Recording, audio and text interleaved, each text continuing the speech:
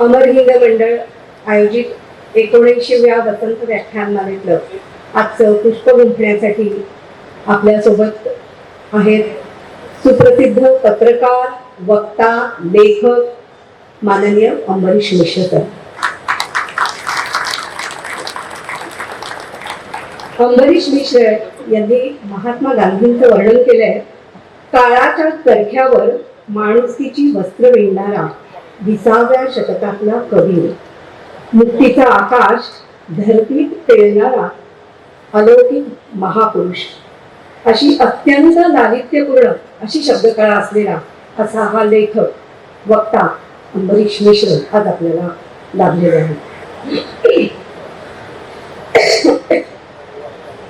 1975 पासून सर पत्रकारितेच्या क्षेत्रामध्ये कार्यरत आहेत.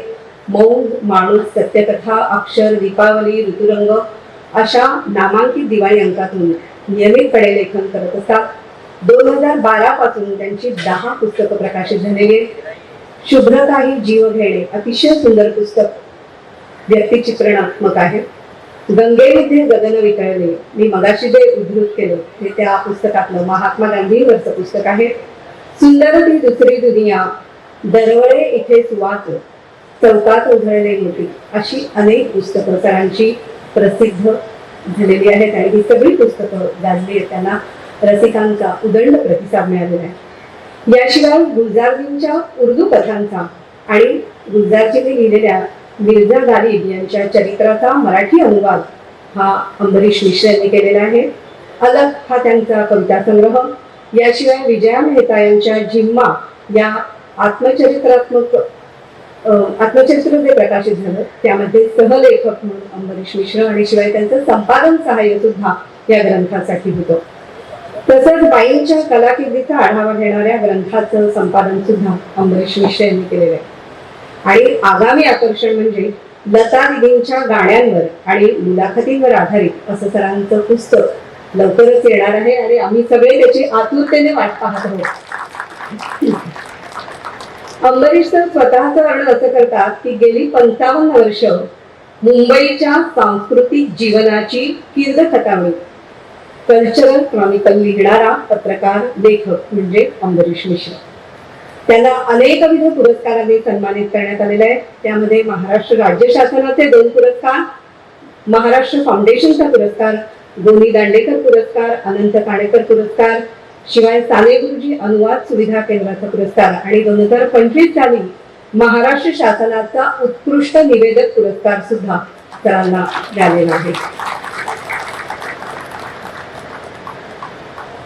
कलेचा प्रवास हा धुंद करणारा असतो.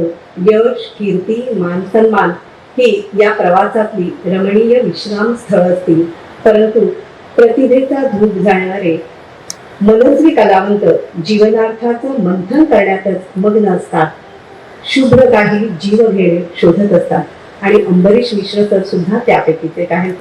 सरांचे हे शब्द इतके मोहक असतात की आपण खरोखरच हरपून जातो. आज तर ते शब्दप्रती शायर आपल्यासाठी उलगडणार आहेत साहिर लुधियानवी आणि शैलेंद्रजी.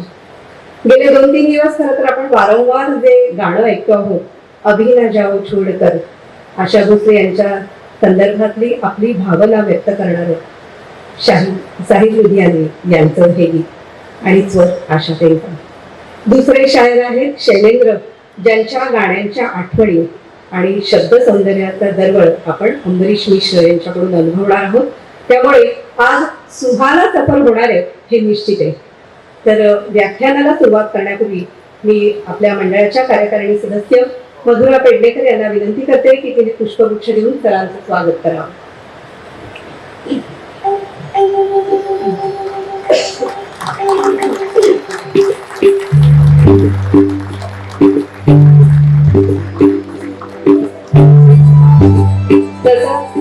अमरहिंद मंडळाचं स्मृतिचिन्ह देण्याची विनंती ही मंडळाचे संयुक्त कार्यवाह अमित किंबहुदे यांना करते.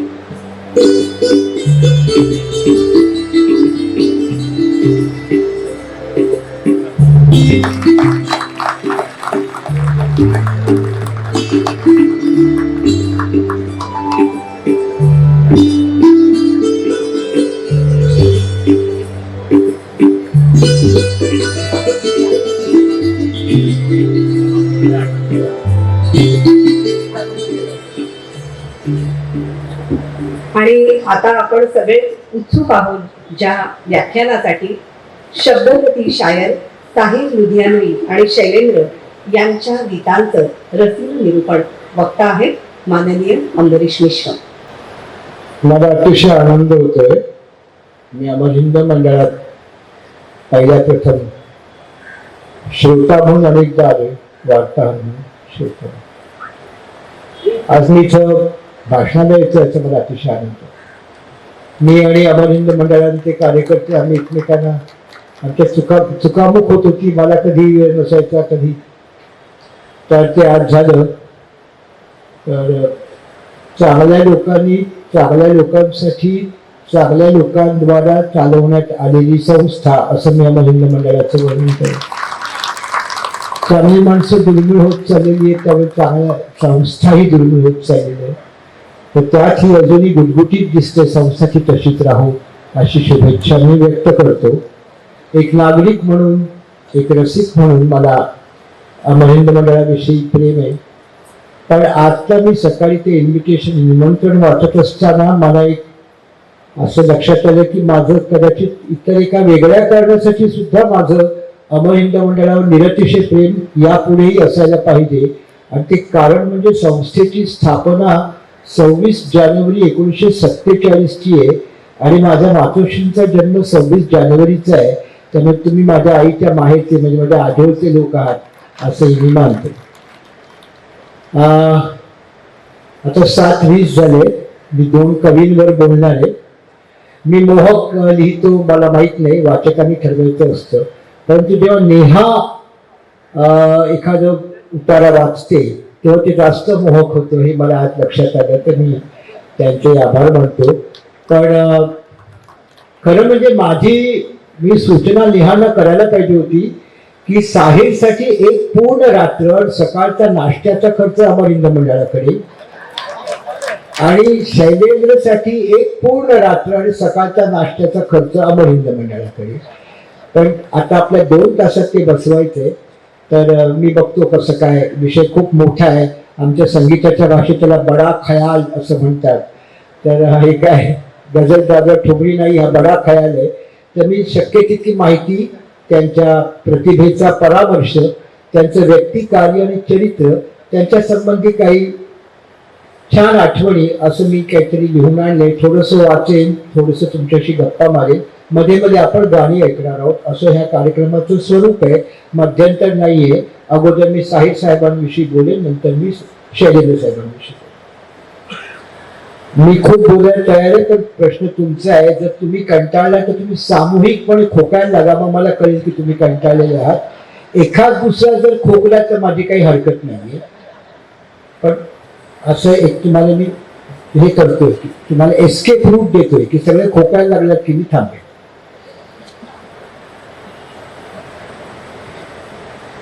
अन्न, वस्त्र आणि निवारा. अन्न, वस्त्र आणि निवारा या माणसाच्या मूलभूत गरजा आहेत.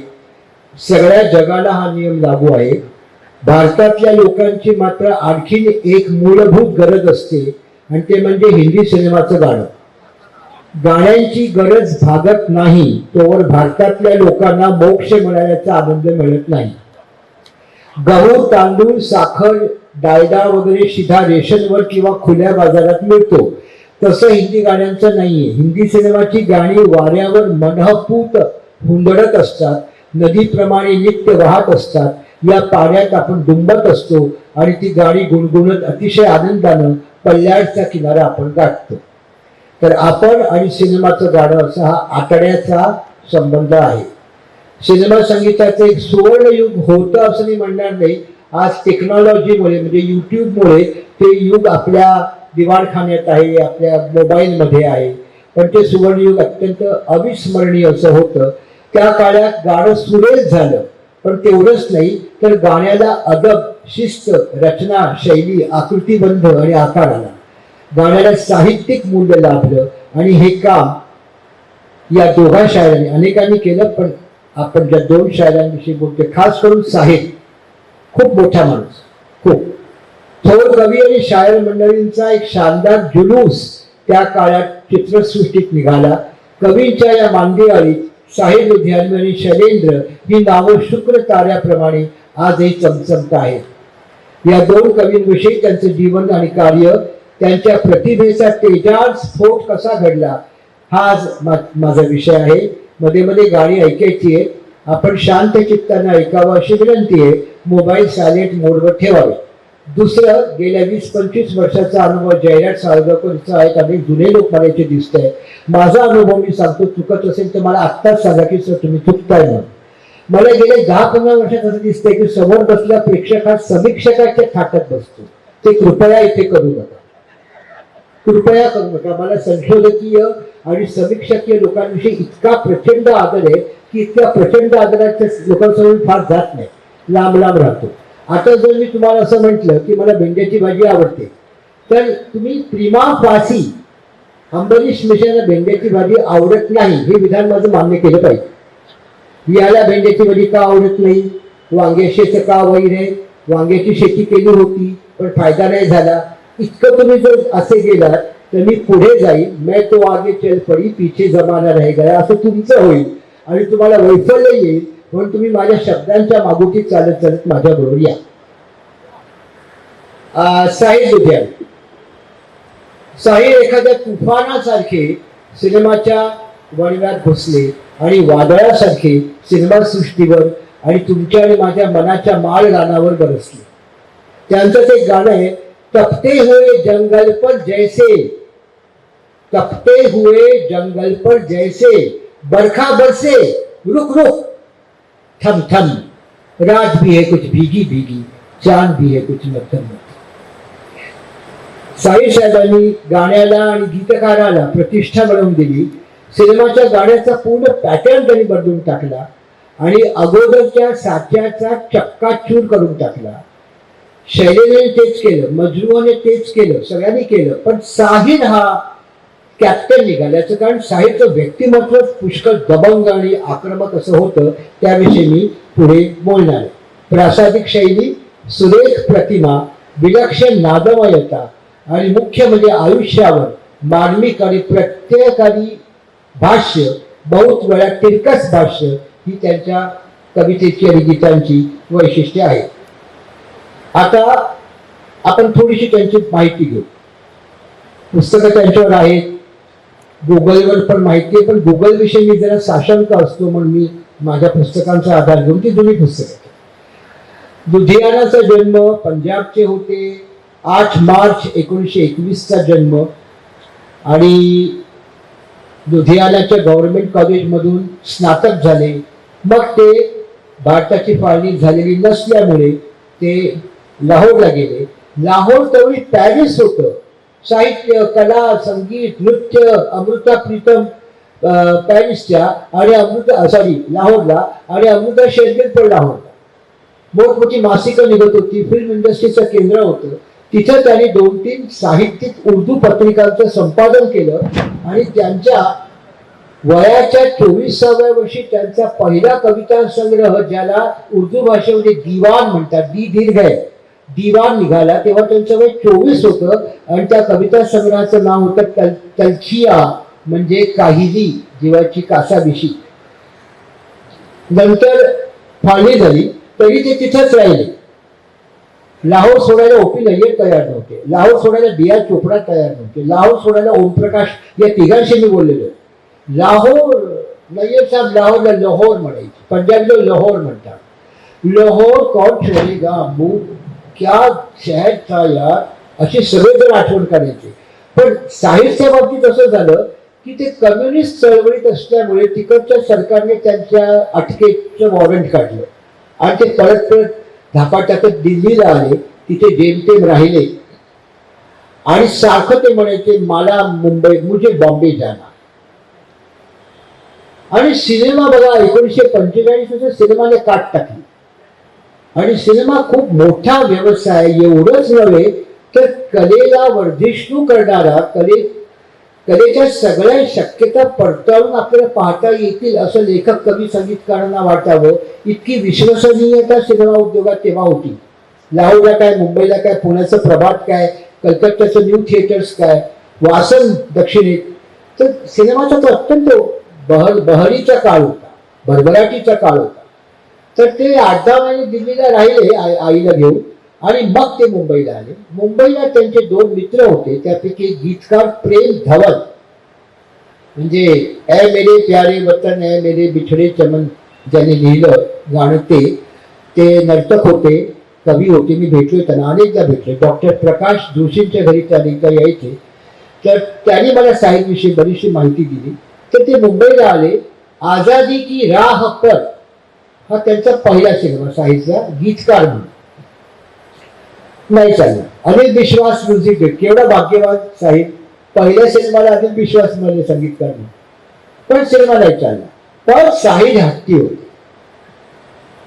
मी राहतो इथे, मी काय त्यात बॉम्बे मेरा इंतजार कर रही है, म्हणजे काय सॅवेज कॉन्फिडन्स असेल त्या माणसाला की मी जातो आणि हिंदी सिनेमाची सगळी जी गाण्याची पद्धत आहे ती मी नवी आणतो, हे फक्त मीच करू शकतो. दुसरा पिक्चर त्यांचा नौजवान, त्याची गाणी जरा बरीच आहे. त्याच्या माझ्या आणि आपल्या सगळ्यांच्या आवडीचं गाणी दिदींचं आहे. ठंडी हवाएं लहरा के आए, रुत है जेव्हा तुमचे. पण साहिलचं सर्वदूर जे नाव झालं आणि गीतकार म्हणून त्यांचा जो दबदबा तयार झाला त्याला कारण होतं बाजी. देवानंद आणि गुरुदत्त जेव्हा पुण्याला होते एकत्र एका फिल्म कंपनीत प्रभातमध्ये, तर ते दोघे मित्र झाले. खूप छान, रोज एकत्र जेवायचे.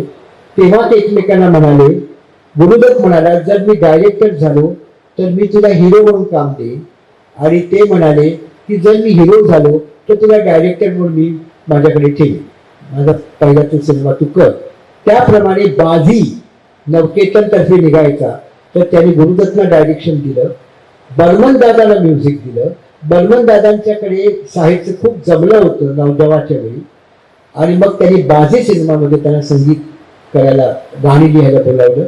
आपण हे त्यांचं पहिलं मेजर लँडमार्क गाणं साहिल उद्यानवीचं त्यांनी इंडस्ट्रीला दाखवून दिले की मी काय करू शकतो. हे गाणं आपण आता ऐकूया. गीता दत्तच्या आवाजात मानवनीस गाणं आहे, तदबीर से बिगड़ी हुई तकदीर बनाने. ऐकून घ्या शब्द तुम्ही. आपण एक चूक करतो मित्र हो, आपण गाण्यांच्या सुरावटीकडे फार आकर्षित होतो, आपण टेक्स्टकडे लक्ष देत नाही. म्हणजे तुम्हाला एक उदाहरण देतो. मेरे तो गिरिधर गोपाल दूजा न कोई. आता ह्या ओळीतला सगळा जो प्राण आहे तो दूजा न कोई मध्ये. म्हणजे थोडक्यात ती माफ करा मला, पण ती थोडक्यात जगाला सांगते गेट आउट, मी तुला बोजत नाही जगा. दूजा न कोई, त्याच्यात संताप आहे जगाविषयीचा. तो त्या भजनात येत नाही, कारण भजन फार गिळगिळीत आणि गुळगुळीत असतं. त्यामुळे आपण टेक्स्टकडे बघत नाही. तुम्ही या गाण्याच्या प्रत्येक गाण्याच्या टेक्स्टकडे बघा. तदबीर से बिगड़ी हुई तकदीर बनाने. तदबीर म्हणजे क्लुप्त्या, युक्त्या प्रयुक्त्या करून तू आपलं भाग्य बदल. तदबीर से बिगड़ी हुई तकदीर बना ले, अपने पे भरोसा है तो एक दाव लगा ले. गीता दत्तचं गाणं, गीता बाली स्टेजवर.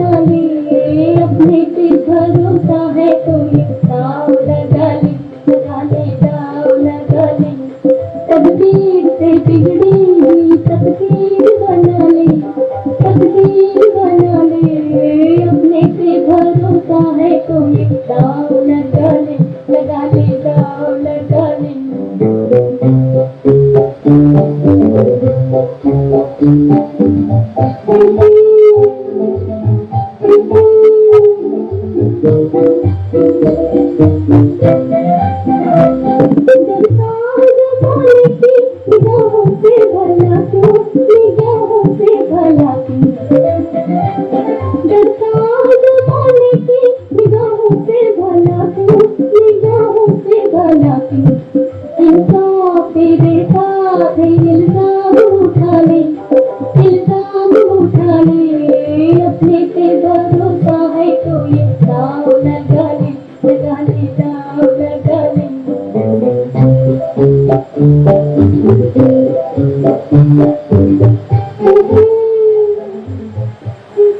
बाजीमुळे बाजी खूप काय ते बाजीच्या वेळी एस.डी. बर्मन मुंबईला वैतागले होते. ते एस मुखर्जीला म्हणाले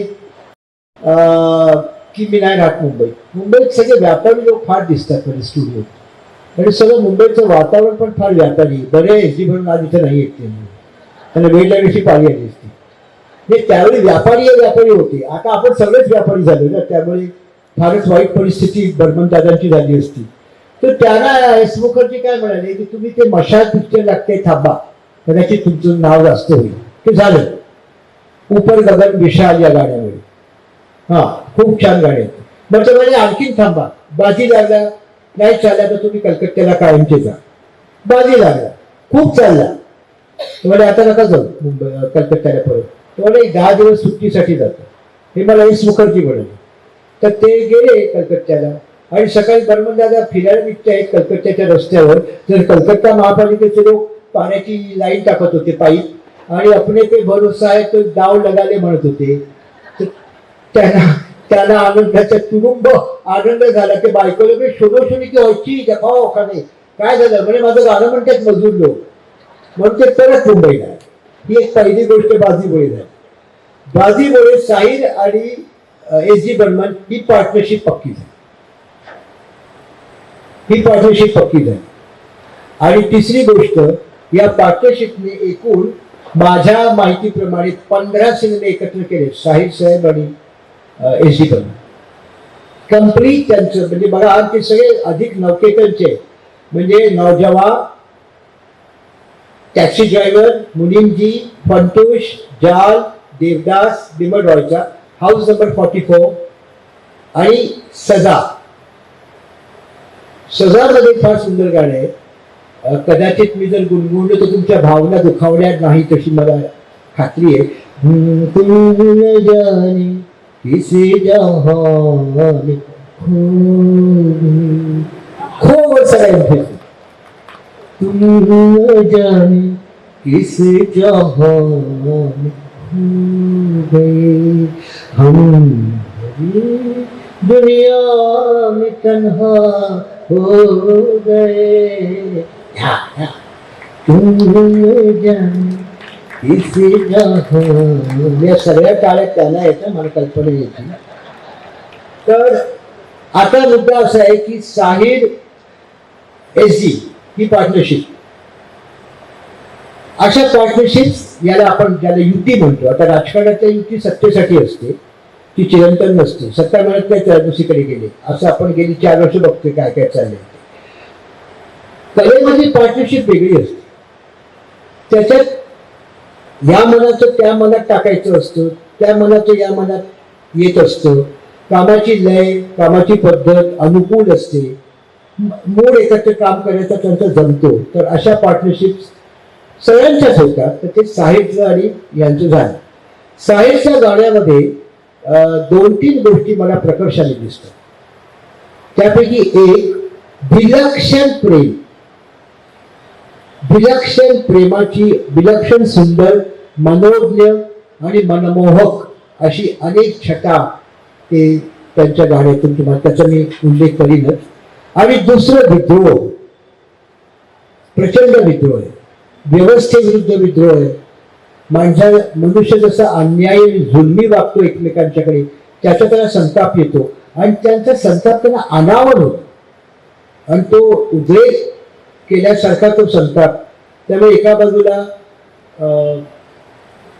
प्रेमाची अनुभूती आहे, अतिशय कोवळी अनुभूती आहे प्राजक्ताच्या फुलासारखी, आणि दुसऱ्या बाजूला चक्क विद्रोहाचा अंगार ते पेटवतात.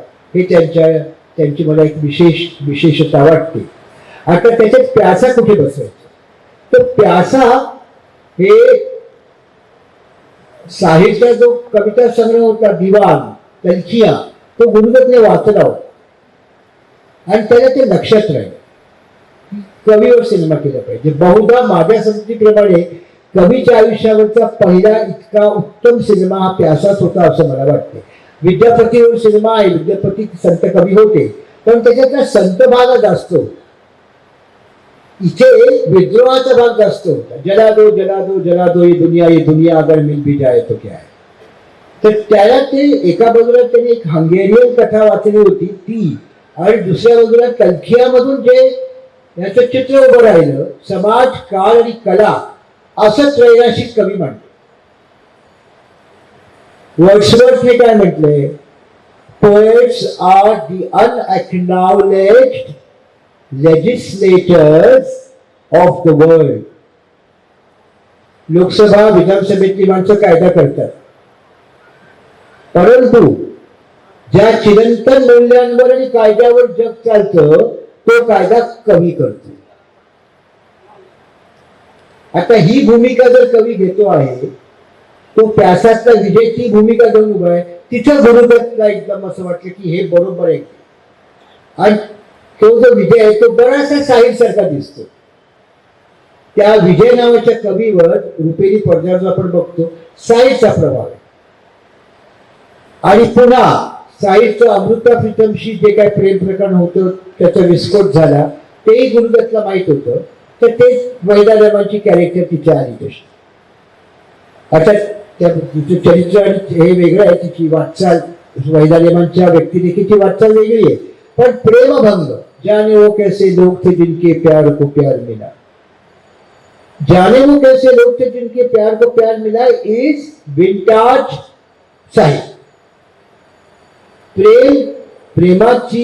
प्रेमाचा आनंद पूर्ततेत नाहीये, साफल्यच नाहीये, चिरविरहात आहे. पाऊस कधीचा पडतो, झाडांची हलती पाने, हलकेच जाग मजा आली दुःखाच्या मंद स्वरात. प्रॉब्लेम काय होतो, आपण दुःखाला नकार का देतो, तर दुःख काय बेल मारून असं मी येऊ का म्हणून विचारत नाही. ते आगंतुकासारखं घरात घुसतं दुःख. तुम्ही जर दुःखात जर रडत भेकत बसलात तर तुम्हालाच त्या दुःखाचा कंटाळा येईल. पण तुम्ही दुःखापेक्षा वर गेलात तर तुम्हाला प्रचंड डिग्निटी येते, प्रचंड डिग्निटी येते.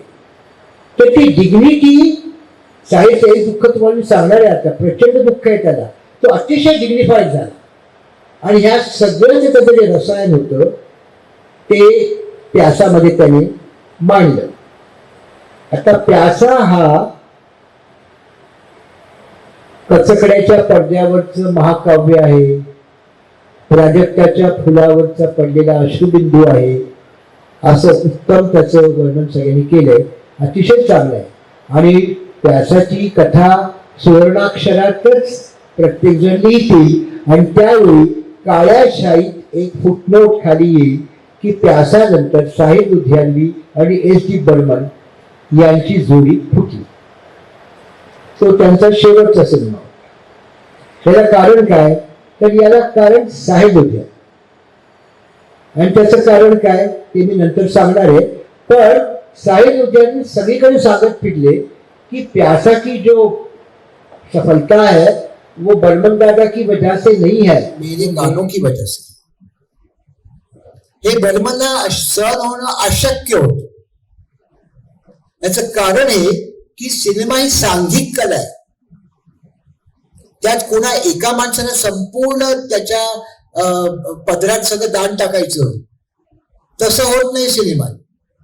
तू तुझी गाणी लिहिलीस पण मी संगीत दिलं, ते रफीने गायलं, गीता दत्तने गायलं, गुरुदत्तने पडद्यावर दाखवलं, जॉनी वॉकरने दाखवलं. हे सगळी सांघिक कला. तू असं कसं म्हणतोस, ते म्हणे नाही मी कवी आहे, ते वर्ड्सवर्थचं.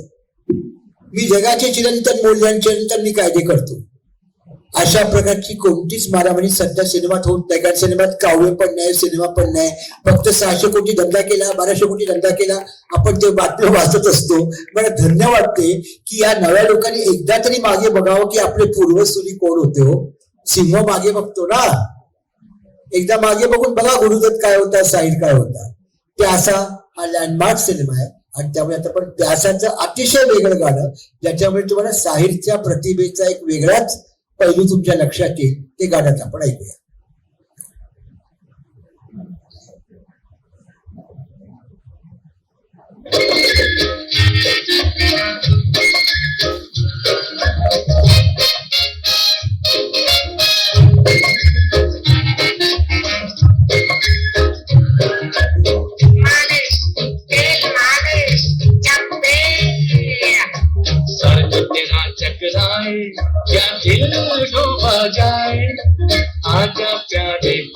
हमारे, काहे घबराए, काहे घबराए। मालिश तेल मालिश, सर जो तेरा चकराए बजाए, आजा प्यारे पास हमारे, काहे घबराए, काहे घबराए।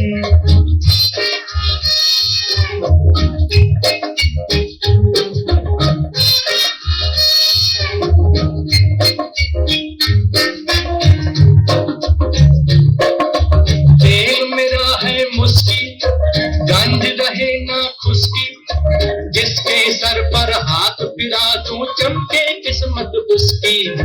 तेल मेरा है मुस्की, गंज रहे ना खुशकी, जिसके सर पर हाथ फिरा दूं चमके किस्मत उसकी।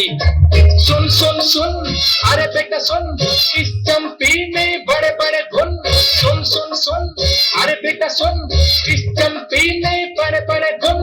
लाख दुखों की एक दवा है, क्यों ना आजमाए। काहे घबराए, काहे घबराए, सर जो तेरा चकराए, क्या दिल डूबा जाए, आजा प्यारे पास हमारे। शाहीर फार सुंदर. त्यातलं एक गाणं आहे, ते डिस्ट्रीब्युटरच्या आग्रहामुळे ते जोडावं लागलं. हमारी री रा री रा रा, दा रा रा रा, दा रा दा रा रा, हम आपकी आंखों इस दिल को बजा दे. हे डिस्ट्रीब्युटरने आग्रह केले म्हणून ते ड्युएट टाकलं, पण ते गाणं फार सुरेख, त्याचं टेकिंग फार सुरेख. गुरुदत्तच्या विषयी बोलूच नाही, प्रश्नच नाही, शापित गंधर्वच होता तो. आता साईड साहेबांच्या काही गोष्टी सांगतो. साईड साहेबांचं दुसरं भांडण झालं ओपी नय्यरशी. नया दौर जो काही चालला, नया दौर जो चालला, नया दौर तो चालला. साईड साहेब म्हणाले की माझ्या गाण्यांमुळे चालला. तर नय्यर म्हणाले की हे मला नय्यरने सांगितलं, साहिद मुझको बोलता है मिश्रा, वो पिक्चर मेरी बोले. मैं बोला कि साहिद साहब आप बहुत बड़े हैं, मैं आपकी इज्जत करता हूँ, लेकिन मेरे को दिलीप कुमार बोला नैयर ये पिक्चर मेरी वजह से चली, तेरे गानों की वजह से नहीं चली. तो मैंने दिलीप कुमार को बोला कि ये पिक्चर सिर्फ मेरे गानों की वजह से चली है, ये पिक्चर तेरी नहीं है दिलीप यूसुफ. बोले फिर किसकी? बोले घोड़े की है. छोटी घोड़े की रेस है ना ती. तो तू कहां से आया? बोले मेरा घोड़े का चाताल और वो घोड़े जो भाग रहे थे वो उसका सिनेमा है. साहिद तुम भी नहीं और यूसुफ तुम भी नाही. मग साहिदने काय केलं, अच्छा आता आपलं काही प्रॉब्लेम झालाय की शंकर जयकिशन बरोबर काम नाही, नौशाद बरोबर काम नाही, सज्जाद बरोबर काम नाही, श्रीरामचंद्र बरोबर मला एखादं केलं असतं पण तरी काम नाही. श्रीरामचंद्रचं बरंचसं काम राजेंद्र कृष्ण करायचे. रवी आणि एन दत्ता हे दोन नंतरच्या काळातले त्यांचे अत्यंत महत्वाचे हे होते. पण याचा अर्थ एक की त्यांचं जे पटत नव्हतं ते साहिबच्या नय्यर साहेबांच्यावर किंवा नय्यर साहेबांचा साहिबच्या टॅलेंटवर भरवसा नव्हता असं नव्हतं. त्या दोघांनाही परस्परांच्या कला जाणीवांविषयी आणि कर्तृत्वाविषयी प्रचंड आहे. पण तुझ्यापेक्षा मी मोठा. एकदा म्हणाले एका प्रोड्युसरला की लता को कितना पैसा देते हो तू? तो इतके अमाउंट देतात. मेरे को 1 रुपया ज्यादा. आता तिची पंचायतच झाली का दिदीला सांगणार कोण आहे? दिदीला कोण सांगणार की तू असं सांगतोय म्हणून? पण तरी घाबरत तो गेला म्हणजे की दीदी वो साहिद साहब तो कह रहे कि मुझको 1 रुपया ज्यादा दो. दीदी बोली 2 कमी है वो, उसको 1 रुपया ज्यादा दो. असं म्हणून त्यांनी छानपैकी तो प्रश्न सोडवून टाकला. पण तो एक असा हा होता, मी कवी आहे. म्हणजे आपल्याकडे बाबा बोरकरांना फोन आहे की ते म्हणायचे पोएट बोरकर स्पीकिंग. कवीचा अहंकार असतो आणि जो असला पाहिजे. कवड्यांचा नाही म्हणत मी, कवडे पुष्कळ असतात. कवी वियोगी होगा पहला कवी, आह से उपजा होगा गान. वाल्मिकी क्रौंच वध बघितला. वियोगी होगा पहला कवी, आह वाल्मिकीला आह झालं ते क्रौंच वध. त्याच्यातनं गाणं आलं, आह से उपजा होगा गान, उमड़कर आंखों से चुपचाप बही होगी कविता अनजान. महादेवी वर्मा. तर साहिर त्यापैकी होता आणि साहिरचं एक सगळ्यात मोठं हे होतं की त्याला लहानपणीला प्रचंड मोठं संकट हे आलं की थोडक्यात सांगायचं म्हणजे तो जमीनदार कुटुंबात जन्माला आला होता. तो गुज्जर होता, गुज्जर समाजातला होता. त्याचे वडील अत्यंत धनवान होते. त्यांनी एकूण 10 लग्न केली होती. त्यापैकी फक्त साहिरच्या आईनाच साहिर झाला, तोही एक साहिरच. अगोदरच्या 9 स्त्रियांना अपत्य झालं नाही. मग त्यांनी 11वं लग्न जेव्हा करायचं काढलं तेव्हा साहिरच्या मातोश्री भयंकर वैतागल्या. त्यांचा खटका उडाला. काय चाललं काय तुमचं? आम्ही ते म्हणे काय बकरी गाई मेंढ्या होत का इथे? म्हणे तुम्ही इथे बायका भरता इथे आणून त्यांना मुलं होत नाहीये, तर मला एकच झालंय, तुम्ही आता आणखी 2 लग्न करणार.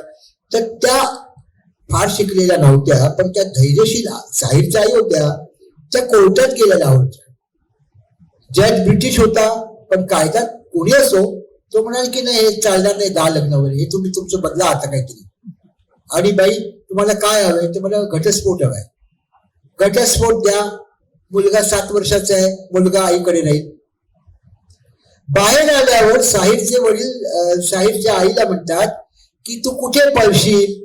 हे बघ केवढी माणसं आहेत माझी मारेकरी. तू पळालीस तू आता घरी येणार नाहीस. तू पळालीस की मी तुला मारून टाकेन, तुझा मुलगा मी माझ्याकडे येईल. त्या रातोरात कशा पळाल्या. हातातले एक एक बागडी विकत विकत पैसे उभे केले आणि इथे खा तिकडे खा पळत पळत धावत त्या दिल्लीला आल्या.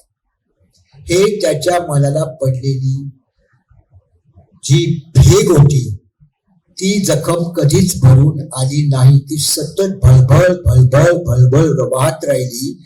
आणि त्याच्यातून 2 गोष्टी झाल्या. त्याने आपल्या आईला एका मोठ्या चबुतऱ्यावर बसवलं आणि तिथं दुसरी कोणतीही बाई जाऊ शकणार नाही हे पाहिलं. म्हणून त्याने प्रेम अनेक वेळा केलं, पण तो लग्न नाही करू शकला.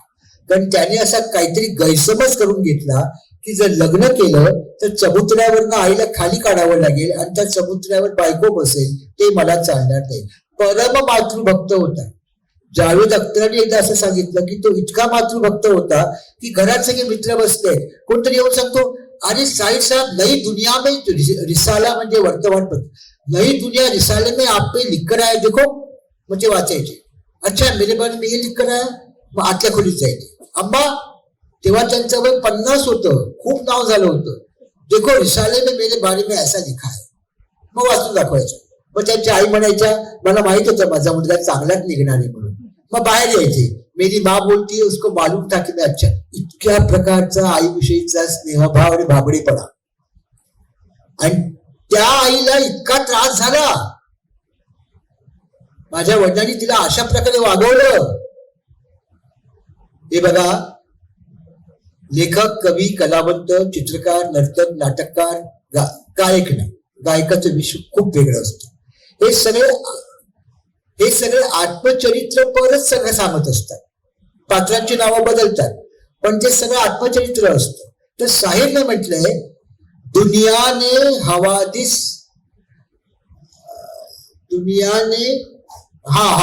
की शक्ल में जो मुझको दिया है उसे लौटा रहा हूं मैं.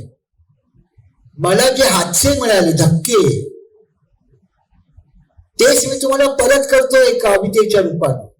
तर हे आईचं दुःख म्हणजे त्याने समस्त स्त्री वर्गाचं दुःख त्याच्यात आणलं आणि त्याच्यातनं गाणं आलं औरत ने जन्म दिया मर्दों को मर्दों.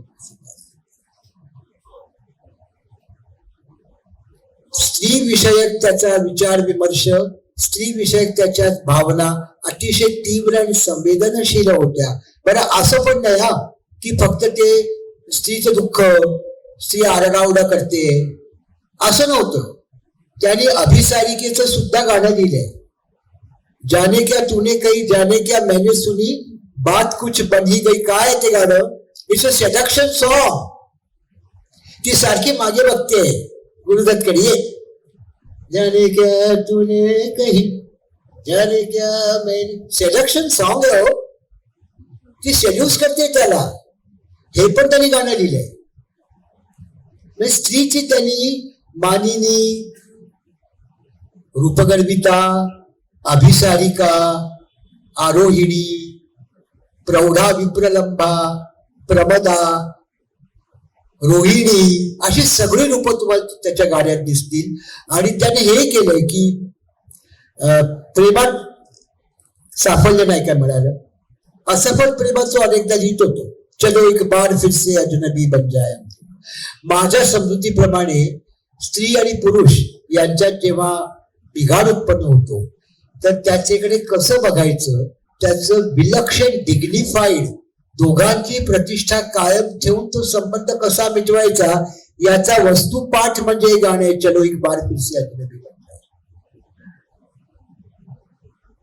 अतिशय डिग्निफाईड पद्धतीने तुला सांगतो की ठीक आहे, तारुफ रोग हो जाए तो उसको तोड़ना बेहतर, जो अफसाना जिसे अंजाम तक लाना न हो मुमकिन, एक अशी गोष्ट जी अंतापर्यंत जाऊ शकत नाहीये, अंजाम, जो अफसाना जिसे अंजाम तक लाना न हो मुमकिन, उसे एक खूबसूरत मोड़ देकर छोड़ना. एक वळण घेतो, तू त्या वळणाने जा, मी मारामारी केस मारतो तुला. उर्दू में एक बहुत अच्छा शेर है साहब, प्यार पे बहुत शेर है, इसलिए मैंने आपको बताया कि आप मुझको थोड़ा वक्त. हम बने थे तबाह होने को. ती मुलगी सांगते प्रिय करायला, जेव्हा तो सांगतो की तुझं माझं आता जमणार नाही. आता ती कसं घेते, ते काय माया बहीण नाहीत काय, अशी पण एक स्टाईल असू शकते, पण ती चुकीची आहे, ती चुकीची आहे, ती घेऊ नये प्रेमात. दुसरी अशी की मुळू मुळू मुळमुळ रडत बसा, बघा हो इतकं प्रेम केलं मला सोडून दिलं. तिसऱ्या हल्लीच्या काळात असं पोलिसांचा आणि तक्रार करा, असं सगळं आहे. ती काय करते, ती त्याच्यापेक्षा वर उठते, एकदम वर जाते. ती म्हणते अच्छा तुम्हाला प्यार नाही आहे बना. हम बने थे तबाह होने को. देवाने माझा सत्यानाश करण्यासाठीच मला जन्माला घातलं होतं. तेरा इश्क तो एक बहाना था. तू माझा काय सत्यानाश करशील, तुझ्या प्रेमात पडले आणि मी माझा सत्यानाश झाला असेल तर तो एक बहाणा होता. आता ही प्रेमाची जी असंख्य रूप आहे ते. आणि दुसरं मला तुम्हाला सांगायचं होतं की त्यांना साहित्य एक फार मोठी गोष्ट ही होती की ते संगीतकाराला चाल सांगायचे. जयराज बाबू, आपको बड़ी ताज्जुब होगी बात सुन के. आता हे मी म्हटलं औरत ने जन्म दिया मर्दों को, संगीतकार एन दत्ता. मी असं म्हणत नाहीये आणि असं झालं पण नाहीये की एन दत्ता त्यांच्याकडे गेले आणि म्हणाले की साहिब साहेब मला चाल सुचत नाही, आता मी काय करू बरे. असं नव्हतं. त्यांनी जे गाणं लिहिलं ते त्या मीटर मध्येच लिहिलं. आता ते मीटर कोणतं आहे, तर मुसलमान मनुष्य जेव्हा हाजला जातो, तो काब्याला जातो, तर त्याचं काय होतं, तर एक 11 वर्षाची मुलगी गाते ते गाणं. काबे पे पडी जब पहिली नजर. जेव्हा मी पहिल्या प्रथम काबा बघितलं तर माझं काय झालं, क्या चीज है दुनिया भूल गए. मी जगत विसरले, माझं सगळं लक्ष काब्यावरच होतं. असं विख्यात गाणं आहे. ते गाणं नाही, ते वृत्त आहे. काबे पे पड़ी जब पहली नजर,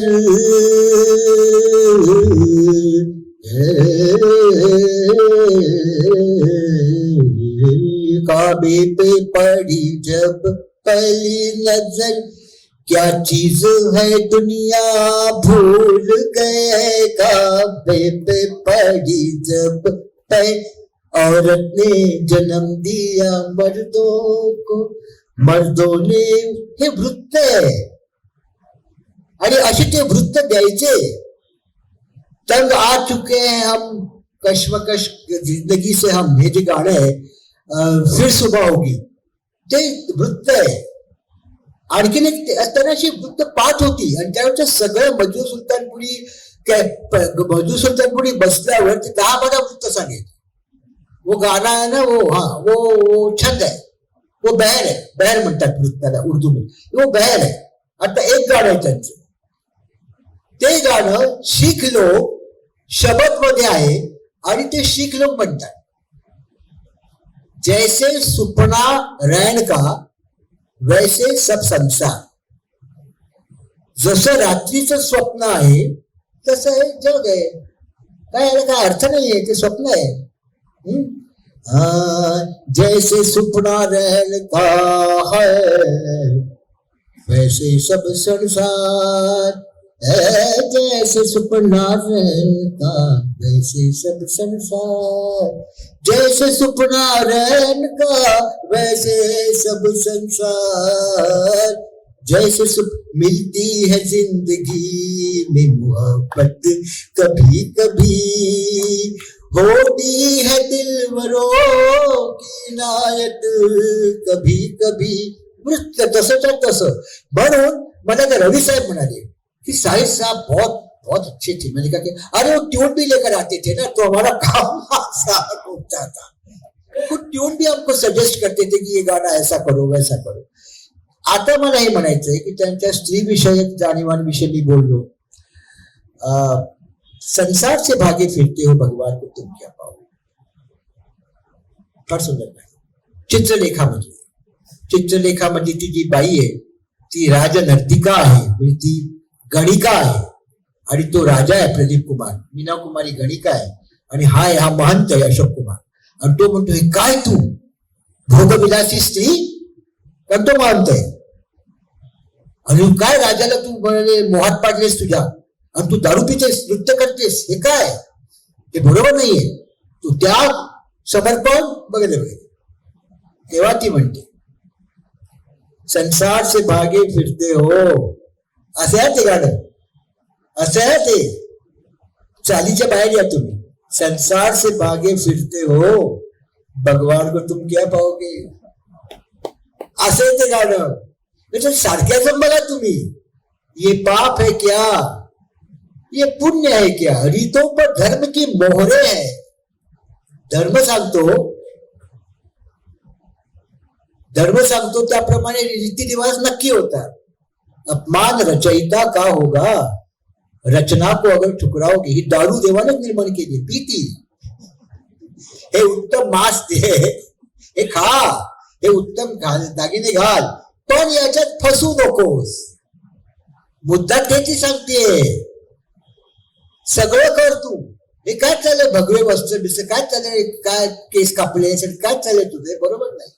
हम कहते हैं ये जग अपना है, तुम कहते हो झूठा सपना है. काय वेडायस काय तू, हे खरं आहे सगळं, फक्त याच्यात गुंतायचं नाही. की नारदाची फार सुंदर कथा आहे की नारदाला विष्णूला विचारलं नारदाने की तुझा परमभक्त कोण, म्हणजे राजा जनक. तर जा त्याच्या दरबारात. तर राजा जनक बसते दरबारात आणि एका स्त्रीच्या केसांची ते खेळतायत.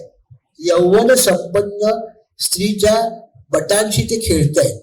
तर नारद म्हणे हा कसला त्यागी आणि हा भोगी आहे मनुष्य म्हणाले. तर जनक राजा म्हणाले माझा दुसरा हात कुठे ते बघ. दुसरा हात त्यांचा शेगडीत होता. आता ही अतिशयोक्ती आहे, पण सुख दुःख समेकृत्वा लाभा लाभव जयाज. एन्जॉय करायचं सगळं, हे ती सांगतेय. संसार से भागे फिरते हो, हे पण स्त्रीचं एक रूप आहे. पण मला साहिरने दिलेल्या गाण्यात मधलं स्त्रीचं मला प्रचंड रूप आवडतं. ते मुक्त स्त्रीचं आहे.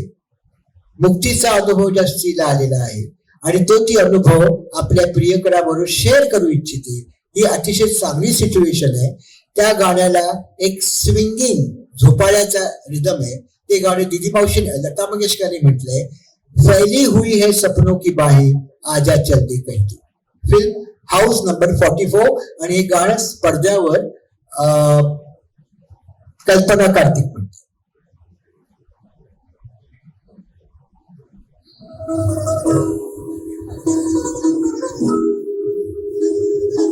आला पैका आला.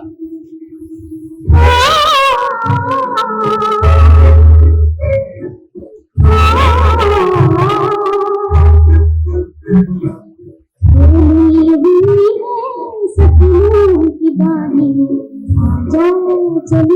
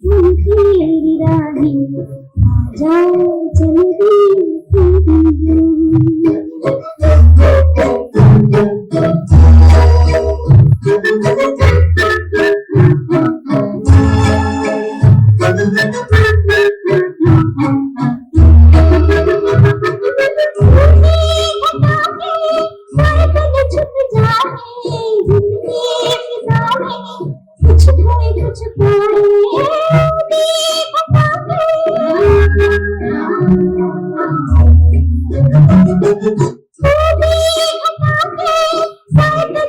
जाए कुछ खाए कुछ पाए सांसों की लहर कोई ऐसी धुन गाए दे जो दिल का दिल की बना है जाओ चल खेले हुई है सपनों की बाहें जाओ चल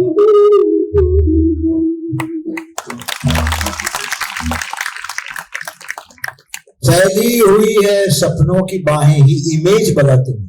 स्वप्नाला बाहू आहेत, लांब हात आहे आणि ते पसरले. क्या इमेज है, क्या इमेज. फैली हुई है सपनों की बाहें, आजा. शी इज इन्वाइटिंग हिम, मतलब शी इज सेड्यूसिंग हिम. चल दे कहीं तू. झूला धनक का, धीरे धीरे हम झूले. धनक म्हणजे इंद्रधनुष्य. अंबर तो क्या है, तारों के भी लब छूले. काय आकाश, आकाश, आकाशाच्या पलीकडे जे नक्षत्र आहेत, तारे आहेत, त्यांचं पण आपण चुंबन घेऊ. मतलब काय मोठी उडान घेते ती मुक्तीचा एवढा अप्रतिम सुंदर अनुभव आपल्या त्यांनी दिलाय. साहेबांनी एकूण 132 चित्रपटांमध्ये 733 गाणी लिहिली. त्यांना ताजमहल चित्रपटासाठी जो वादा किया वो निभाना पडेगा. खरं ते फार साधं गाणं, एवढं काय ते फार थोर गाणं नाहीये, पण ते तुमच्यापैकी अनेकांना आठवत असेल की ते तुफान गाजलं होतं. तुफान म्हणजे यू कांट इमॅजिन. मी 4थीत होतो आणि आमच्याकडे पटवर्धन म्हणून राहायचे नवरा बायको, आणि ते नुकतंच तिकडे राहायला आले होते पेईंग गेस्ट म्हणून, आणि आम्ही त्याच्याकडे जायचो. कारण मला आणि आम्हाला लहान मुलं ते खूप चॉकलेट वर द्यायचे नवरा बायको. आणि ते स्कूटरवर जायचे, भाजी आले स्कूटरवर सिनेमाला जायचे असं. आणि ते जो वादा किया वो निभाना पडेगा ते नवरा बायकोचं आवडतं गाणं होतं. गणपती उत्सवात, त्यावेळेचे गणपती उत्सव खूप चांगले असायचे. बऱ्याच वर्षानंतर मला पटवर्धन काकू दिसल्या. बऱ्याच 30-35 वर्षानंतर लग्नात कुठेतरी मी गेलो, त्यांनी मला ओळखलं नाही. मी त्याला म्हटलं जो वादा किया वो तो क्या इतक्या दे पाया. त्या म्हणाले की हो मला आठवलं तू अपूर्णा म्हटलं. हो, ते गाण्याचं असोसिएशन जे असतं त्याच्यात ते एक गाणं तो जो वादा किया वो निभाना पडेगा. आणि नंतर त्यांना कभी कभी साठी 1977ला त्यांना परत फिल्मफेअर मिळाला आणि त्यांना पद्मश्री पुरस्कार सुद्धा होता. अतिशय जिवंत, दर्यादिल, जीवन सन्मुख. मी त्यांना पाहिले 2दा. 1980ला ते गेले. मी त्यांना 80च्या अगोदरच पाहिलं, म्हणजे 1980च्या सुमारास पाहिलं. साबू सिद्दीकी टेक्निकल कॉलेजमध्ये काव्य संमेलन होतं तेव्हा ते आले होते. उंच होते, देवीचे भ्रण होते, केस मागे करायचे, अतिशय रुबाबदार दिसायचे. कधी शेरवानी असायची, कधी पॅन्ट शर्ट, सूट, डेनर जॅकेट पण घालायचे, पण एरवी पायजामा आणि कुर्ता असायचा. आणि मद्यपानाचा आनंद घ्यायचे मित्रांच्या बरोबर. आणि मद्यपानाचा आनंद घेताना जरा अपेक टू मेनी झालं की ते अमक्याला शिव्या घाल, तमक्यावर रागाव, खूप असे म्हणजे राग, लोभ, ईर्ष्या, प्रेम सगळं त्यांचं असं बहिर्मुख होते. ते सगळं सांगून मोकळे व्हायचे आणि मी सांगायचे आता तुम्ही जेवा, मी झोपतो. म्हणजे सगळे मित्र जेवतील, मला आता झोप आली.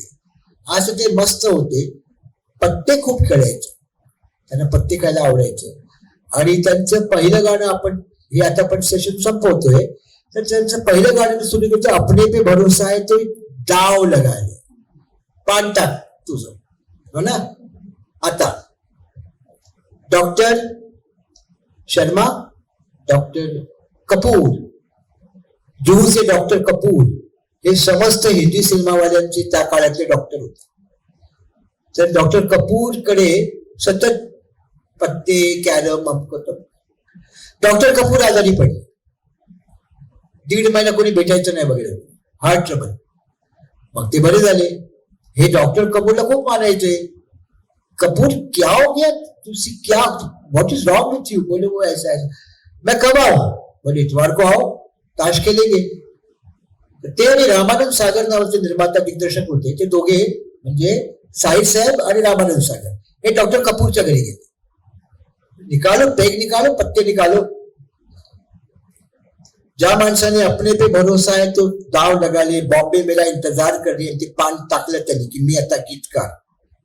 त्याने खेळ रंगात आलेला असताना अतिशय त्वेषाने पान टाकलं, ते खेळ जिंकले आणि तिथेच त्यांना तीव्र अटॅक आला साहिलना, तिथेच ते कोसळून वाढले.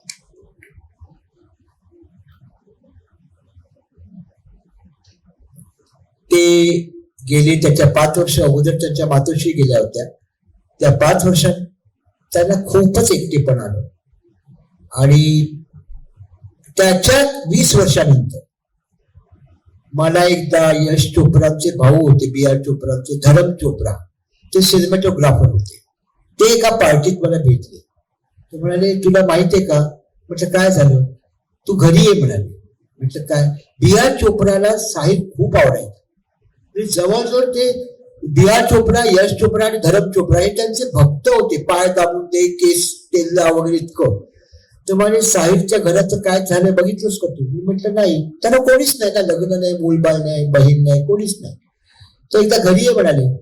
ते तळमजल्यावर राहायचे धरम चोप्रा, हे 3ऱ्या मजल्यावर राहायचे. दार सतार उघडं होतं. चोरांनी सगळं कार्पेट कापून कापून कापून कापून घेऊन गेले होते. त्यांच्या काही ट्रॉफ्या होत्या, फिल्मफेअर वगैरे. चोरांनी हात मारला होता, कुलूप नव्हतं, दार सतार. मला इतकं वाईट वाटलं.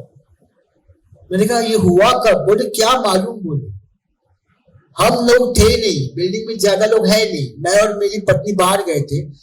सिक्योरिटी ने आके बोला कि किसी घर फोड़ दिया, सब लेकर चले गए. फक्त ती त्रिशूलची ट्रॉफी होती, कारण ती पितळी ना, तिला घेऊन गेले. पण बाकी सगळे आर्टिफॅक्ट्स, काय ग्लास, ते काय मनोहर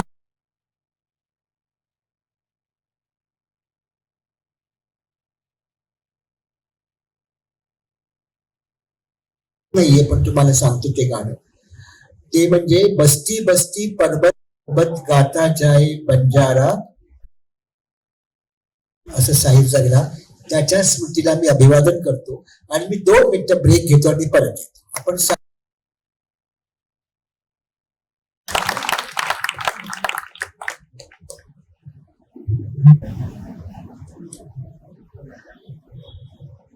साहिल आणि शैलेंद्र हे समकालीन, पण दोघांमध्ये पुष्कळ पुष्कळ पुष्कळ फरक होता आणि ते स्वाभाविक आहे. प्रत्येक कवी हा एक स्वतंत्र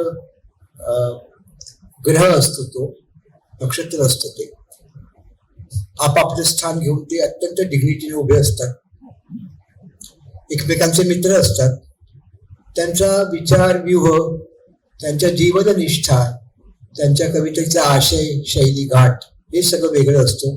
कारण मी तुम्हाला म्हटल्याप्रमाणे जीवनानुभव जसा मनुष्याला येतो, तर मी असं म्हटलंय की शैलेंद्र हा भरड घोंगडी सारखा होता, साहिल हा नक्षीदार गालीचा होता. दोघात आणखीन एक फरक, सिनेमात यायला साहिल अधीर होता, तर दुसरीकडे शैलेंद्रनं सिनेमात यायचंच नव्हतं. त्यांनी शपथच घेतली होती की नो सिनेमा. ते सिनेमात कसे आले याची एक गोष्ट आहे. ते मुंबईत शिकले, मॅट्रिक झाले. पुढे शिकणं, घरची परिस्थिती फार वाईट होती, तर ते मुंबईला रेल्वेत, त्यांचं सगळं कुटुंब रेल्वेत होतं.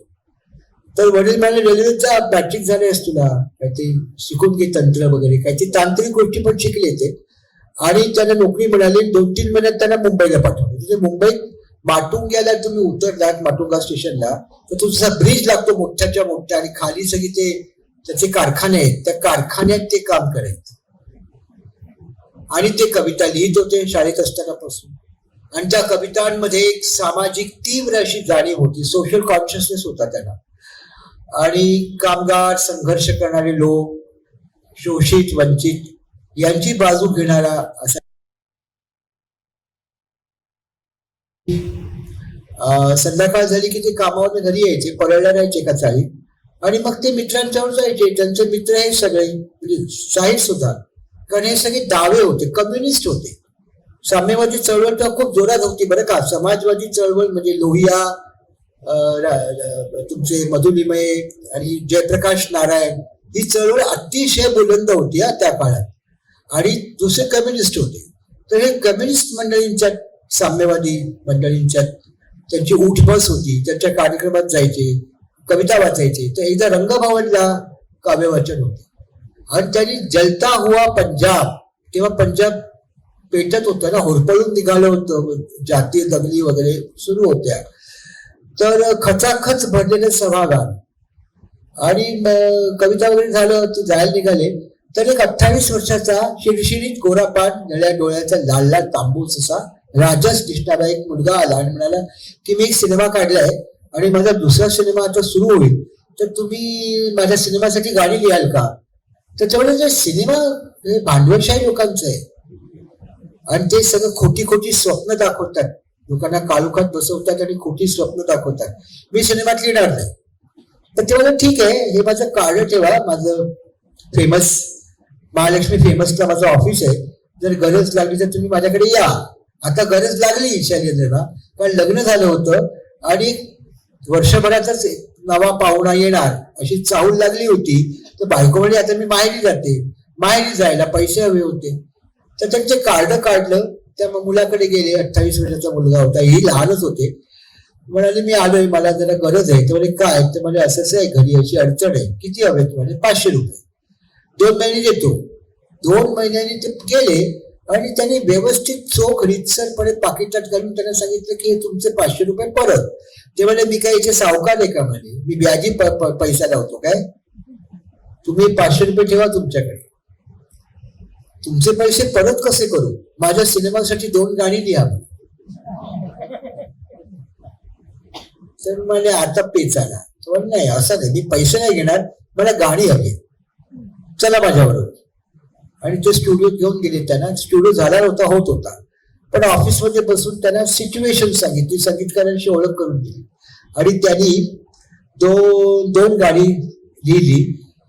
तो सिनेमा होता बरसात आणि तो तरुण शुभ्र असा निळ्या डोळ्यांचा लाल बुंद तरुण होता राज कपूर. सिनेमाचं नाव होतं बरसात आणि साल होतं 1949. त्यांनी गाणी 2 लिहिली. त्यापैकी एक होतं हमसे मिले तुम सजन, तुमसे मिले हम बरसात में. हे गाणं बरसात में हमसे मिले तुम सजन, तुमसे मिले हम बरसात में, टाकते ना ते गाणं. आणि पतली कमर है तिरछी नजर है मुकेशजींचं गाणं. ही 2 गाणी शैलेंद्रने लिहिली. आणि मग ते जरा थांबले आणि त्यांना असं वाटलं की काय चाललंय बरसातो, काय चाललंय? तर ते म्हणजे अरे हे अद्भुत आहे जग आणि इथे थोडीशी मला जरा श्वास निवांतपणा मिळेल. एक गाणं लिहिलं की 250 रुपये मिळतात, एक गाणं लिहिलं की 3-4 तास लागतात. इकडे मी कारखान्यात राबतोय आणि तरीही ते कारखान्यात जात होते. मग राज कपूरने सांगितले आता बंद करतो, माझ्या पुढच्या पिक्चरचं गाणं तुलाच लिहायचं, तू माझ्याकडे कामाला येईल. त्यांनी आपल्या साम्यवादी मित्रांना विचारलं, तर साम्यवादी मित्र म्हणजे अच्छा तू भांडवल इथे असतं ना, तू आता काय आम्हाला सोडून चाललास, तू कॅपिटलिस्ट झाला. ते स्वाभाविक आहे सगळं, ते आपण हसण्यावरही न्यायचं असतं. ते मला हो पण माझं पोट भरायचं, मला हो तुमच्या गोष्टातून आणि कवितेतून माझं पोट भरत नाही, आता मला मूल झाले म्हणाले, जा तिकडे सिनेमा. पण त्याचे संबंध नाही बिघडले कोणाशी. आणि मग ते सिनेमात आले. मला असं वाटतं की 21व्या शतकात तुम्ही 2 गोष्टीच्याकडे लक्ष द्या. तीन शोध आपल्या हातात आले, एक रेल्वे, एक सिनेमा आणि एक रेडिओ. आणि हे 3ही शोध जे होते त्यांनी भारतीय समाज डेमोक्रेटाईज झाला, लोकशाहीकरणाची प्रक्रिया व्यापक होत गेली. आता हा मनुष्य रेल्वेत काम करतो, तो सिनेमात येतो, त्याच्या क्रांतीचं काय होतं? तर राज कपूर म्हणाले की भारतात क्रांती होईल असं मला तरी वाटत नाही. आणि आपल्या सगळ्यांचं आज मत आहे की भारतात क्रांती शक्य नाही. तर मला माझी क्रांती मूल्यांचं काय होईल असा त्याला प्रश्न पडला. मी जी क्रांतीविषयक माझ्या जाणीवा आहेत त्या मी कवितेत ओततोय, त्याचं काय होईल? त्या मी सिनेमात आणीन, त्या लोकांपर्यंत पोचतील. आता मी हा प्रवास करणार, सिनेमाचा प्रवास करणार. आणि त्याला नंतर असं लक्षात आलं की माझ्या आयुष्याच्या रेलगाडीला चांगलं डेस्टिनेशन स्थानक मिळालेलं आहे, तो म्हणजे हिंदी सिनेमा. आता हा मी प्रवास सुरू करतो. तो प्रवास त्यांचा सुहाना होता आणि त्यावेळेचं वातावरण फार सुरेख होतं. आपण गाणं ऐकूया, सुहाना सफर और ये मौसम हसी, फिल्म मधुमती.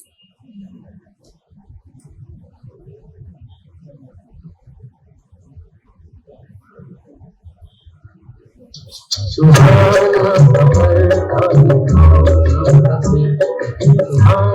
सफर और ये मौसम हसी, हमें डर है हम खो न जाए कभी। सुहाना सफर और ये मौसम हसी।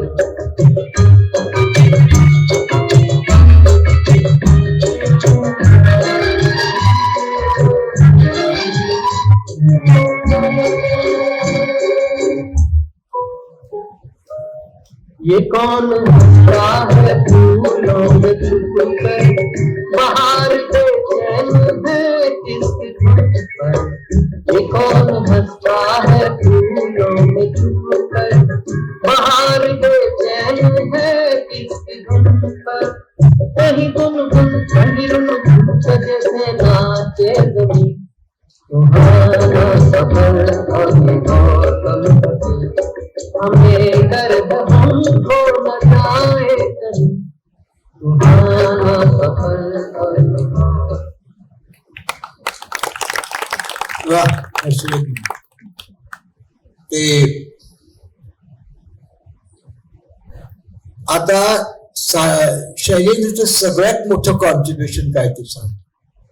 मला वाटते इतरही कवींनी ते केलेलं आहे, पण शैलेंद्रने जे केलं त्याला तोड नव्हती. शैलेंद्रने राज कपूरची जी प्रतिमा रुपेरी पडद्यावर आपण पाहतो ती लोकांपर्यंत ठसठशीतपणे लोकांपर्यंत ती पोचावी आणि लोकांच्या मनावर तिचा प्रभाव पडावा त्या प्रतिमेचा, राज कपूरचा नाही, राज कपूरच्या स्क्रीन पर्सोनाचा, म्हणजे पडद्यावरचं त्यांचं रूप. त्याला मराठीत फार सुंदर शब्द आहे सोंग. त्याने जे सोंग घेतलं होतं की एका बाजूला गावातला बिचारा फार शिकलेला नाही, अतिशय चांगला निरागस, पण तो प्रसंगी बेरका सुद्धा, कोणाच्या लक्षात 10 रुपये खिशात पण टाकेल असा पण आहे, पण तो नंतर घाबरेल सुद्धा की हे मी काय केलं. असा तो भाबडा, परंतु जीवनावर प्रेम करणारा. आणि दुसऱ्या बाजूला बराचसा चॅपलिन असं म्हणून त्यांनी जे एक अद्भुत रसायन तयार केलं ते लोकांना त्यांना दाखवायला पाहिजे होते. हे बघा, प्रोजेक्ट केलं पाहिजे. त्या प्रोजेक्ट करण्यामध्ये ते लोकांपर्यंत पोहोचवण्यामध्ये गाण्यासारखं दुसरं माध्यम नाही. आणि ते काम शैलेंद्रने केलं. तुम्ही त्याची सगळी राज कपूरची गाणी बघा.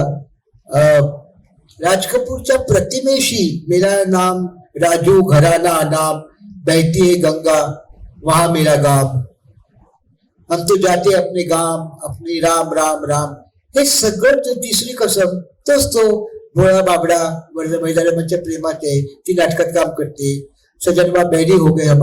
राज कपूरची स्क्रीन प्रतिमा चिरे बंद करण्यामध्ये शैलेंद्र सारखा इतर कोणते, शकील बदायूने दिलीप कुमार साठी हे केलंय खरंय. देवानंदला कुठच्याही एका गीतकाराचा आधार देवानंदने घेतला नाही. त्याने नीरज, हसरत, शैलेंद्र, साहिर सगळ्यांचीच मदत केली. पण शैलेंद्र आणि राज कपूर असे होते की त्यांनी 27व्या वर्षीच आपली टीम इतकी छान मस्त तयार करून ठेवली होती.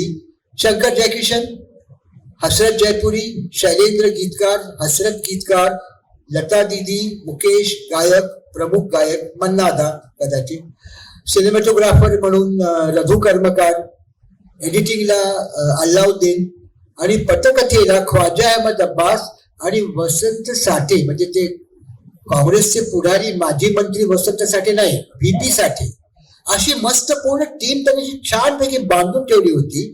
आणि त्याच्यात खूप प्रचंड एकवटून त्या सिनेमावरती काम करायचे. तर मला ख्वाजा अहमद अब्बासांनी आवाराविषयी असं सांगितलं होतं, ते जुहूला फिलोमिना कॉटेज नावाच्या छोट्याशा कॉटेजमध्ये राहायचे.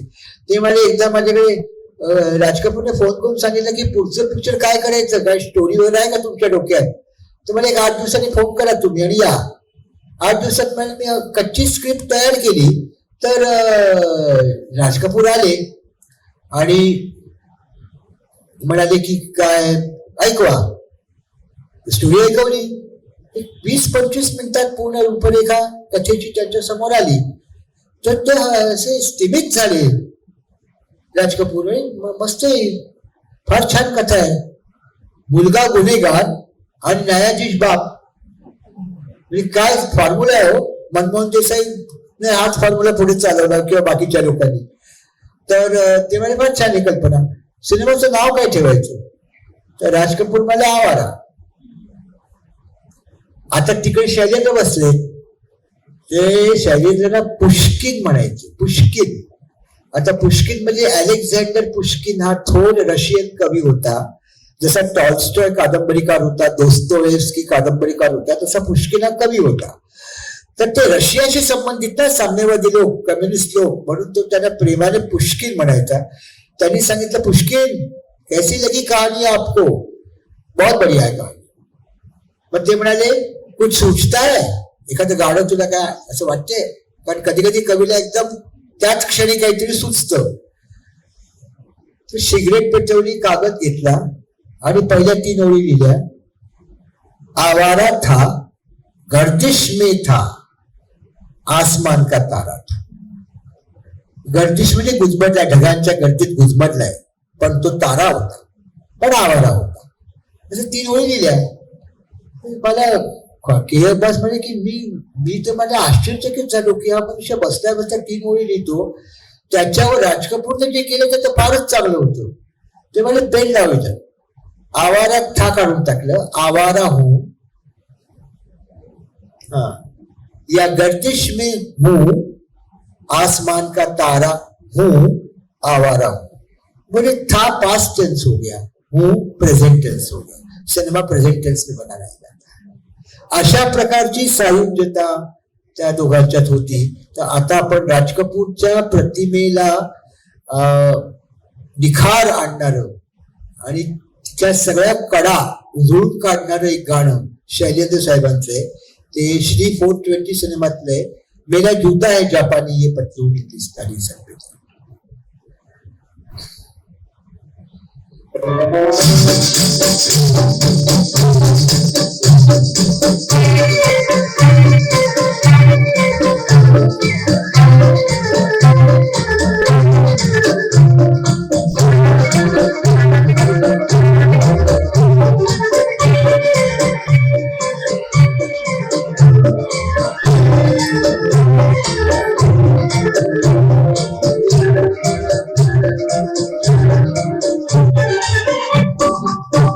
मेरा जूता है जापानी, ये पतलून इंग्लिस्तानी, सर पे लाल टोपी रूसी, फिर भी दिल है हिंदुस्तानी. मेरा जूता है जापानी, ये पतलून इंग्लिस्तानी, सर पे लाल टोपी रूसी, फिर भी दिल है हिंदुस्तानी. मेरा जूता है जापानी.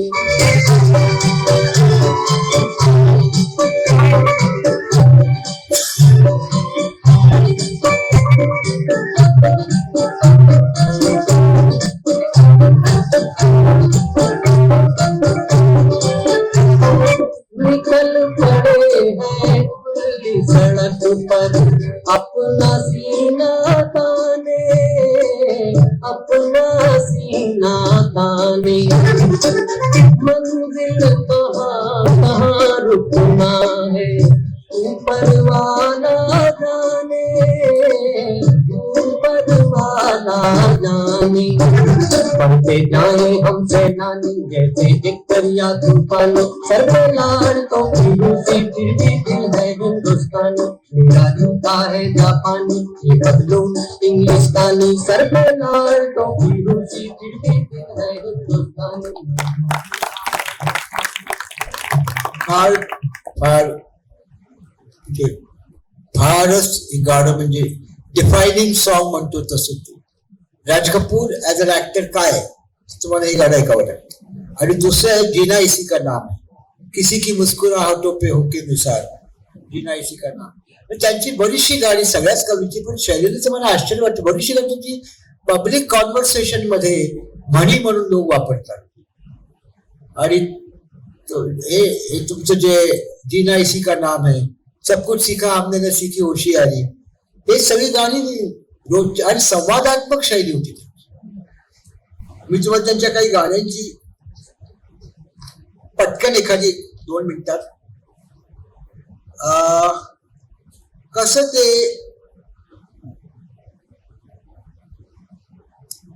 आज जिम के ये प्यारे प्यारे गीत नहीं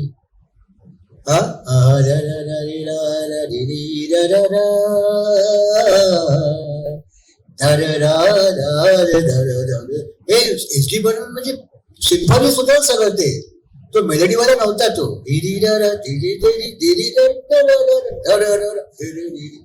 आता ते गाणं लिहायचे तुम्हाला, अरे तो त्याने केलं गाणं, पण तुम्हाला ते गाणं लिहायचंय.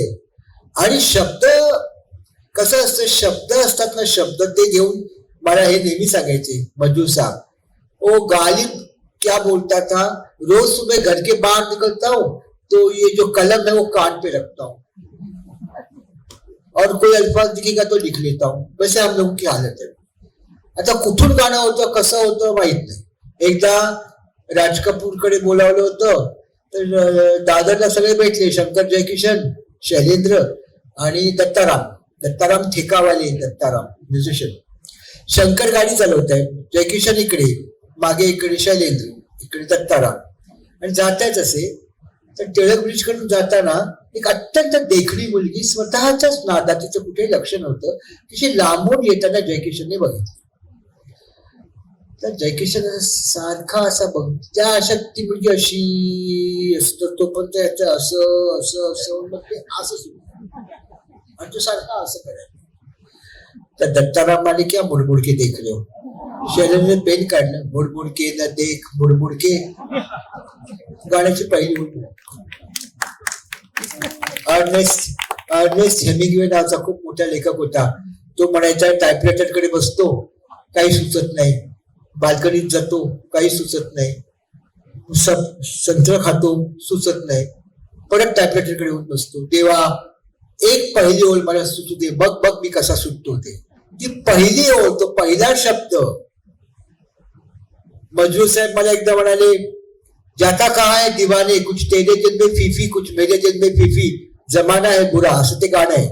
मैंने कहा मजरू साहब फीफी कहाँ से आया, मुझे क्या मालूम. अरे मैंने कहा आपने लिखा ना फीफी.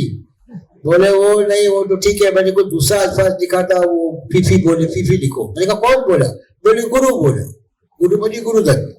बोला नहीं मजरू साहब ये बड़ा हैवी हो रहा है गाना, उसको जरा ऐसा ऐसा करो, लोगों तक जाना चाहिए, कोई ऐसा वर्ड लिखो जो ऐसा. बोले क्या वर्ड लिखूं, फीफी, कुछ मेरे दिल में फीफी कुछ तेरे दिल में फीफी. तर त्याच्यावर मजरूचं लॉजिक मस्त होतं. ते म्हणाले अगर कोई लड़का प्यार में है और उसका प्यार सफल होने वाला है तो बड़ा खुश है, वो अपने दोस्तों को बोल रहा है वो लड़की आई ना तो मेरे दिल में फीफी होता है. तो लड़के ये नहीं पूछते फीफी कहाँ से आया, उसकी व्युत्पत्ति क्या है, शब्दकोश लेकर आओ, हमको फीफी शब्द ढूंढ, असं बोला, फीफी हो रहा है इसके दिल में, चलो. तसं हे आणखीन एक गाणं आहे शब्दाचं, शंकर जयकिशन आणि आणखीन कोण, आणि शैलेंद्र. कंटाळा लोणावळा कुठे प्रवासात गेला, जेवणाचं टपरी लागली चहाची वगैरे, तर चला चहा पिऊया. तो चहावाला तेलुगू होता आणि शंकर जरी सूर्यवंशी होते आडनाव त्यांचं, तरी ते तेलुगू भाषा त्यांना यायची, कारण ते हैदराबादला वाढले, उत्तम तेलुगू बोलायचे शंकर. तर म्हणजे तो चहावाला मुलगा असतो छोटा, त्या आपण आपल्याकडे बारक्या म्हणतो, बारक्या पाणी आहे, बारक्या आहे, तर तसा छोटा मुलगा होता. तर छोट्या मुलाला आपण असं बाळ म्हणतो, बाळा म्हणतो, बावड्या म्हणतो, बंडू म्हणतो, तसं तिकडे तेलुगूमध्ये रमैया म्हणतात. तर शंकर रमैया रमैया वसवय, म्हणजे इकडे रमैया, म्हणजे तू क्या बोले उसको, रमैया वास्तवय, रमैया वास्तवया रमैया. आता याच्यात 2 गोष्टी आहेत, you have to be quick. You have to be cruel. आणि दुसरं, रमैया वस्तावया लिहिलं हो ना, रमैया वस्तावया लिहिलं, हा, पण ते लिहिलं त्यांनी, वफाओं का मजबूर दामन बिछा कर दुआ कर गमे दिल खुदा से दुआ कर, लिहिलं ना. वफाओं का मजबूर दामन बचा कर दुआ कर गमे दिल खुदा से दुआ कर गमे दिल खुदा से दुआ. हा लिहिलं ना, फिफीने नुसतं लिहिलं. तर शैलेंद्रचं वैशिष्ट्य आहे की त्यांनी छोटी छोटी अक्षर, छोटी सी ये दुनिया पहचाने रास्ते, कहीं तो मिलोगे तो पूछेगे हाल. काही काही ठिकाणी त्यांनी अभंग म्हणजे विशेषतः कबीर आणि सूरदास तुलसीदास यांचा प्रचंड मोठा प्रभाव त्यांच्यावर. नन्हे मुन्ने बच्चे तेरे मुट्ठी में क्या है, मुट्ठी में तकदीर हमारी. काय उत्तर आहे? हस्तरेषा नाही, माझ्या त्यात माझं नशीब आहे. नंतर छोटी सी बात में मिर्च मसाला, कहता रहेगा कहने वाला, दिल का हाल सुने दिल वाला, अशी बोली भाषा त्यांनी आणली, संवादात्मक भाषा आणली. हे शैलेंद्रचं फार मोठं कॉन्ट्रीब्युशन होतं. आता आपण त्यांचं एक असं गाणं ऐकू जे मला खूपच महत्वाचं वाटतं. ते गाणं अण्णा रामचंद्रांनी म्हणजे चितळकर साहेबांनी आणि बऱ्याचशा प्रमाणात नौशादनी सुद्धा पाश्चात्य संगीताचे प्रयोग सुरू केले, विशेषतः ऑर्केस्ट्रेशन मध्ये नौशाद साहेबांनी केले. त्याचं नौशाद साहेब ऑर्केस्ट्रेशन आणि पाश्चात्य यांना फार टीका करायचे, पण तुम्ही सुहानी रात ढल चुकी गाणं ऐका, सगळं फॉरेनचं ऑर्केस्ट्रेशन आहे. हा, आणि अण्णांचं आणलंच, इनामिना डिका वगैरे गाणी आणली आणि ते हळूहळू तो एक पार्ट आला.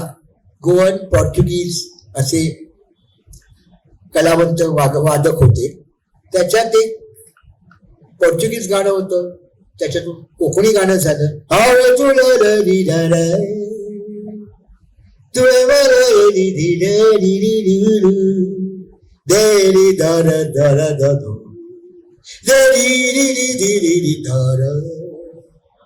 अजीब दास्ता है गाणे, दिल अपना प्रीत पर.